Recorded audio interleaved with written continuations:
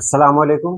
आज की वीडियो बहुत अहम है क्योंकि आज की वीडियो में मैं आपको बताने जा रहा हूँ भारत में जो नई पार्टी आई है, जिसको कॉकरोच जनता पार्टी का नाम दिया गया है। आखिर ये मुसलमानों के हक में फ़ायदेमंद है या फिर इससे नुकसान उठाना पड़ सकता है। ये वीडियो मैंने इसलिए बनाई है ताकि मैं अपने दिल की बात उन मुस्लिम नौजवानों तक रख सकूँ, जो हो सकता है कि जज्बात में कोई गलत फैसला न कर लें। तो चलिए वीडियो शुरू करते हैं।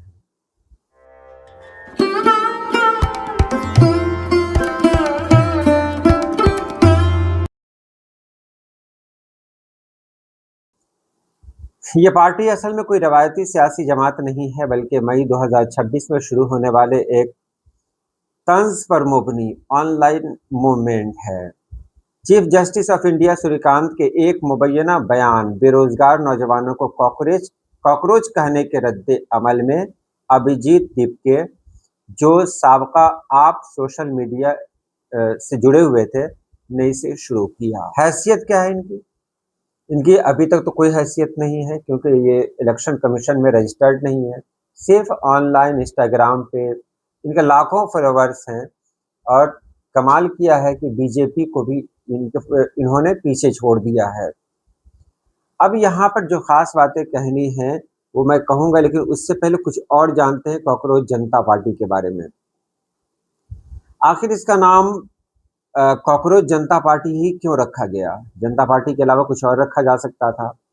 तो इसका नाम एक पार्टी से मुशाबहत इसलिए रखता है कि इसलिए रखता है कि इनको उसी से गरज है। इन्होंने टारगेट अपना उसी पार्टी को बनाया है और जाहिर है उसी को बनाया जाए जो भी इक़्तिदार में हो।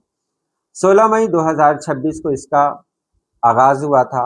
अभिजीत दीपके ने सोशल मीडिया पर कॉकरोच जनता पार्टी से एक अकाउंट बनाया था। वो अकाउंट बहुत ही पॉपुलर हुआ और वहीं से ये तहरीक शुरू हुई। उसके बाद सभी लोग कहने लगे मैं भी कॉकरोच हूँ, मैं भी कॉकरोच हूँ। तंज़िया और मज़ाही अंदाज से नौजवानों की बड़ी शिरकत है इसके अंदर। सोशल मीडिया पे बहुत वायरल है आजकल। बेरोज़गारी पे बहुत ज़्यादा बहस होती है। असल मुद्दा बेरोज़गारी है, लेकिन उसके अलावा महंगाई, तालीम के मसाइल, सियासी मायूसी, बदउनवानी, नौजवानों के हकूक़ वग़ैरह हैं।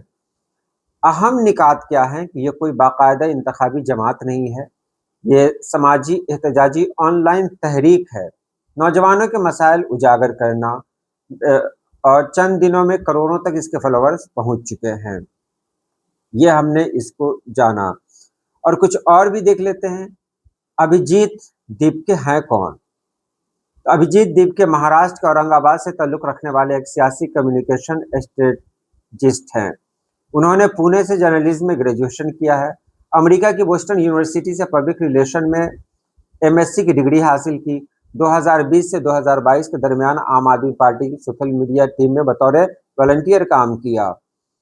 अब काम की बात मैं जो यहाँ बताने जा रहा हूँ, ये पार्टी एक ऐसी पार्टी बनकर उभरी है जिससे बहुत सारे लोगों को उम्मीदें लग गई हैं। यानी बहुत सारे लोगों की उम्मीद को जगाया है इस पार्टी ने। अच्छी बात है कि इस तरह की कोई पार्टी हो, लेकिन अब इस पार्टी की हैसियत क्या है? इस तरह की बहुत सारी पार्टियां आती भी हैं और जाती भी हैं। मैं ये नहीं कहता कि ये पार्टी नहीं चलेगी। हो सकता है ये पार्टी कुछ ऐसा कारनामा अंजाम दे दे जो शायद किसी के वहम गुमान में ना हो, और ये भी हो सकता है कि ये पार्टी बस आई है और ये पार्टी बस कुछ दिनों तक वायरल है, उसके बाद खामोश हो जाए। अब देखिए यहाँ पर क्या है, इसका नाम क्या रखा है? कॉकरोच जनता पार्टी। एक जगह मैंने देखा कि एक आदमी ने पोस्ट किया था कि कॉकरोच जनता पार्टी के जो भी लोग इसमें मतलब इसकी हिमायत करते हैं वो लोग इस पे कमेंट करें। सब लोग कमेंट कर रहे थे। उसी में एक मुस्लिम ने कमेंट किया, मुस्लिम आईडी से भले ही किसी ने कमेंट किया, तो सभी लोगों ने बाकी सबको छोड़कर इसके इसके कमेंट पर कमेंट पे कमेंट करने लगे, मतलब रद्द अमल देने लगे। उसने सिर्फ यही कहा था कि कॉकरोच जनता पार्टी से बहुत सारी उम्मीदें हैं और ये हमारे मुल्क को एक नई समत की तरफ ले जा सकती है ये पार्टी। बस इतना ही कहना था कि सारे के सारे लोगों ने इसको ट्रोल करना शुरू किया और एक जगह कहा गया कि ये कॉकरोच जनता पार्टी है, ये मुसलमानों की पार्टी है। बस यहीं से ये हुआ, आप कहीं भी देख लें। अब देखिए यहाँ पर हो क्या रहा है, हमारे जो नौजवान हैं वो जज्बात में आकर कुछ ऐसा काम कर जाते हैं जो नहीं करना चाहिए। अगर कहीं बहस चल रही हो किसी दो में, ये बीच में कूद पड़ते हैं। नतीजा ये होता है कि वो दोनों अपनी दुश्मनी भुलाकर इनके पीछे पड़ जाते हैं और अक्सर ऐसा देखा गया है। अगर दो आदमी बहस कर रहा हो, आपको बीच में कूदने की ज़रूरत क्या है? क्या ज़रूरत है आपको जाने की? और यहीं से पूरा मुस्लिम ग्रुप बदनाम हो जाता है। सब लोग सबको छोड़कर पीछे आ जाते हैं, मतलब पीछे पड़ जाते हैं। अब यहाँ मैं ये कहना चाह रहा हूँ कि हमारे भारत में सभी लोग जानते हैं कि अक़लियत जो हैं वो अब सियासी तौर पर हाशिए पे चले गए हैं।